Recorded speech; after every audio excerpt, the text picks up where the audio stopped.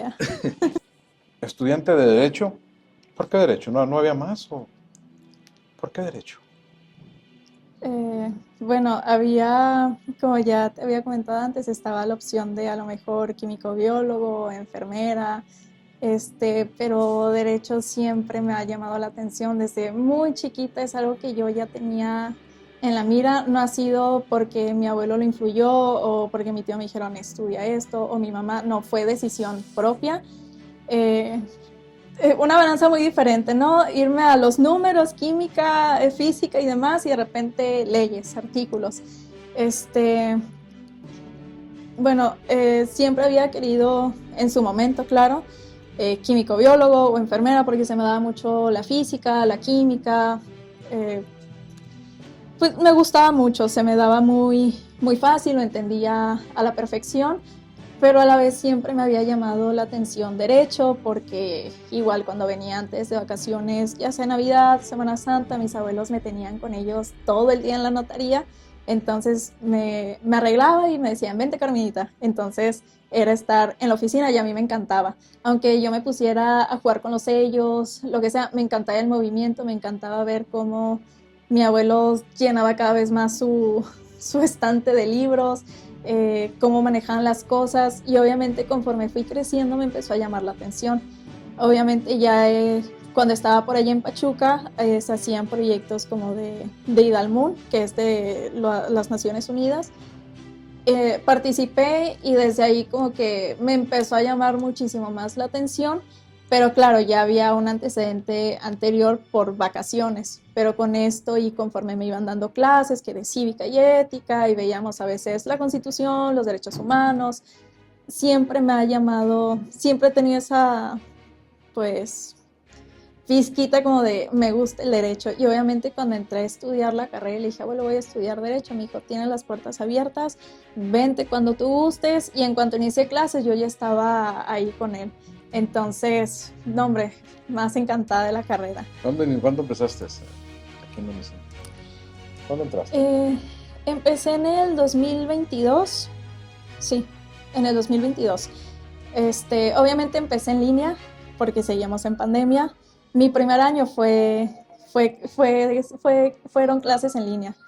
Entonces no tuve la oportunidad de venir al campus, de ver cómo era. Nos dieron la visita virtual, vaya. Entonces nos iban enseñando cómo era todo el campus, los salones, cómo se llevaba aquí el tema de las calificaciones, nuestro portal, etcétera. Empecé ya presenciales hasta que entré a tercer semestre. Cuando era híbrido, que podías venir a presencial o te quedabas en línea. Pero yo ya decidí venir. Siempre una estudiante, o sea, regular, al corriente con las materias, siempre Sí, sin complicaciones. sí, siempre regular. Ok, perfecto. ¿Y fue esa regularidad, esa constancia y buenas calificaciones lo que te permitió iniciar un sueño, movilidad? Movilidad es uno de los programas que llevan a los chicos a diferentes partes del mundo, aquí en la Universidad de Sonora de Navojoa y del país, una especie de intercambio, si podemos llamarlo así, donde cursan uno o a veces 2 semestres y algunas materias son válidas, otras no, para que no se queden tan atrasados. Cuéntame, Carmina, ¿por qué España? ¿Por qué Málaga? ¿Qué vistes ahí o Eh, por qué?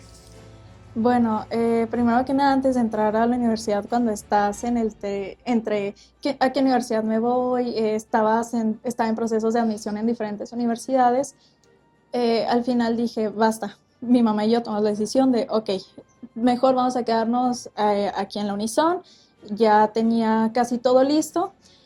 Y obviamente yo soy muy curiosa, entonces cuando yo estaba buscando, yo me puse a chismear la página de la Unison, veo que tenían movilidad. Mi mamá desde antes ya me había dicho de revisa si en la universidad tienen movilidad, algo, esto es de primer semestre y muchísimo antes de entrar, ¿no? Obviamente en tercer semestre yo empiezo a investigar, pero siempre en línea. Siempre veía en línea que había movilidad para irte, incluso los que están en diferentes partes del mundo pueden venir también a la Unison. Pero obviamente, estando aquí en el campus, no, yo no veía nada de información. Había uno que otro maestro que sí nos decía, váyanse a intercambio, váyanse a Colombia, váyanse a Argentina, etcétera, ¿no? Para cuarto semestre es cuando ya empieza mi duda y digo, me quiero ir de intercambio. Voy a ver si puedo irme de intercambio. Voy hasta las oficinas de Hermosillo y les pregunto, me quiero ir de intercambio, soy del campus Navojoa, estoy estudiando Derecho, voy en cuarto semestre. Me dicen, ok, tú a partir de cuarto semestre ya te puedes ir de intercambio, pero necesitas, creo que me habían dicho el 70% de tus materias acreditadas, necesitas tener un promedio bueno de 80 a 100, y bueno, estar al pendiente de las convocatorias. Obviamente yo ¿Cumplías no, con todo eso? en su momento en cuarto semestre todavía no los cumplía. Yo ya podía empezar desde cuarto movilidades en línea, pero yo le dije a mi mamá, yo quiero hacer una movilidad presencial, me quiero ir. Físicamente, viajar. Sí, sí, yo me quería ir. Entonces, quinto semestre empiezo a ver procesos, trámites. Me quería ir a Polonia, pero lamentablemente no había convenio con la carrera de Derecho, lo dejé pasar. Sexto semestre, pues me puse a investigar otra vez qué necesitaba. Ya iba cumpliendo con todos los requisitos y obviamente desde cuarto semestre yo ya estaba adelantando materias, yo estaba haciendo mi proceso adelantado hasta que llego a séptimo semestre y veo que yo ya cumplía con todo, ya me podía ir de movilidad a otra parte del mundo. Es ahí donde empiezo a decir, ok, Polonia no me aceptaron, que me piden un montón de documentos que los querían apostillados, que los querían en inglés, traducidos, etcétera. Mi mamá me dice, vete a España. Obviamente en su momento era como de, ay, España, todo. Me dice, sí, vete a España, es más fácil por el habla. Ok, empiezo la convocatoria y obviamente cuando te dan las pláticas de información antes de iniciar tu registro, que te dicen qué documentos necesitas, cómo hacerlo, hasta qué fecha límite tienes, todos los requisitos que necesitas, empiezo a ver la lista de opciones a las ciudades a las que te podías ir en España. Entonces a mí la que siempre me sonó fue Málaga. Obviamente yo me puse a investigar cada ciudad y cuando yo veo Málaga a simple vista, me encantó la ciudad, está preciosa y obviamente ya checando el plan de estudios que tenía la universidad, viendo todo el programa escolar con el tema de la carrera de Derecho, pues obviamente me empezó a llamar más la atención. Para cuando ya hago todo el proceso, me pongo en contacto ¿Cómo con se llama la una universidad? Universidad de Málaga. Universidad de Málaga. Okay. ¿Te pusiste en contacto con quién? Con compañeras o chicas que son del campus Hermosillo que también estaban haciendo su trámite para irse de intercambio, Okay. con las que nos fuimos 10 alumnos a Málaga y obviamente eran muchísimos más que se fueron a diferentes partes, pero de ahí había 2 chicas que estudian Derecho y con ellas me contacté y ellas son las que me empezaron a pues ayudar de, oye, están estas materias que se pueden convalidar. Fueron materias optativas internacionales, que aquí son internacionales y allá eran materias, pues igual una que otra optativa y otras obligatorias, por así decirlo, pero que daban la diferencia de materias, tenían similitudes. Obviamente también me asesoró un maestro, él fue el que me ayudó en esto y me decía, ok, estas materias está bien, o sea, todo tu plan está perfecto. Y juntaste los papeles, hiciste maleta, se hizo el trámite, acreditaste, pagaste, compraste boleto de avión y vámonos, listo. No. Tú un alumno cuando quiere hacer su trámite de movilidad, obviamente pasas por un proceso de admisión, vaya. Okay. Que todos los que se quieren ir de intercambio, ok, suben su convocatoria, tu currículum, tu carta de intención, tu Cardex, entre otros documentos. De ahí el programa de movilidad empieza a seleccionar, ok, tú sí, hasta que de repente me llega un correo y me dicen, has sido seleccionada para la convocatoria de movilidad España, a universidades de España. Yo en ese momento dije, ya quedé, ya me voy, casi. nos dan otra plática y es ahí donde nos empiezan a explicar, ok, necesitan visa de estudiante. Y la visa de estudiante, como nosotros somos de Sonora, del norte, les toca ir hasta el consulado de Monterrey. Ok, y nos empiezan a decir, bueno, necesitan, ahorita que ya saben que son aceptados, nosotros, los de movilidad, empezaron a subir nuestros documentos a las universidades destino a las que nosotros queríamos. Ahí es donde nos dicen primero, una vez que la universidad los acepte, ustedes ya pueden comenzar con su trámite de visa. Porque cuando uno comienza el trámite de visa te piden tu carta de aceptación de la universidad destino. Okay. Yo tuve la suerte que en cuanto mandan mis documentos a la Universidad de Málaga, la universidad se contacta conmigo, llené los requisitos, todos los documentos que me solicitaron y al día siguiente la universidad ya me había dicho que había sido aceptada en su Universidad de Málaga para comenzar el semestre 2025 de febrero a junio o de febrero a julio, así es como estaba establecido. Y yo de, ok, ya me aceptaron, vamos a comenzar con el trámite. Y es ahí donde empieza... Ya está todo listo, ¿no? Relativamente ya estaba todo listo, faltaba la visa de estudiantes, que es un proceso que a mí en lo personal sí me costó tiempo, me costó muchísimo, no económicamente, o tal vez sí, pero era más del tiempo, porque ya casi ya se te quedaba poco. Cuéntame de ello. ¿Fue angustiante? ¿Fue crítico el trámite? ¿Cómo fue? Ay, fue lo más estresante que he vivido, porque para esto todo el trámite, todo desde que inició lo de la aceptación, de la convocatoria, todo esto fue en septiembre. Todo el mes de septiembre fue de a ver si me aceptaban, ok, ya me aceptaron, la Universidad Destino ya me aceptó, ok, comencemos con la visa. Mando mi correo al Consulado de Monterrey y como nos habían dicho que como hay mucha demanda, empezamos como de, ok, bueno, nos dicen, traten de hacerlo lo más rápido posible porque las citas tardan bastante. Yo dije, ok, era octubre, primeros de octubre, 10 de octubre creo, mando el correo y de repente me mandan la cita para la siguiente semana. Y yo de, necesito hacer todo ya. Como nos habían dicho que iban a tardar en darnos la cita, yo jamás pensé que me la iban a dar a la semana siguiente. En ese momento. ¿Y era para ir a Monterrey? Era para ir a Monterrey a solicitar tu visa.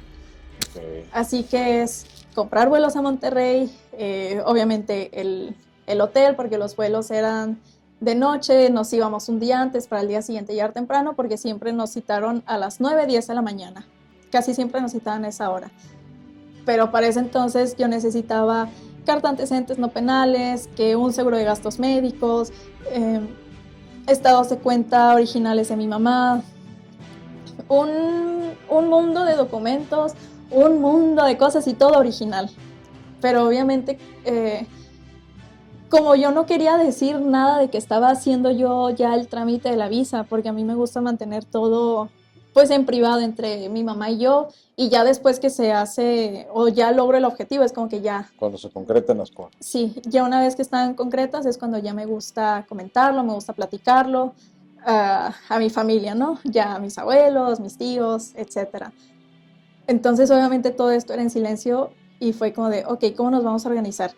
Tengo la cita el miércoles, no hay vuelos para el martes, no hay vuelos para el lunes, hay vuelos para el domingo.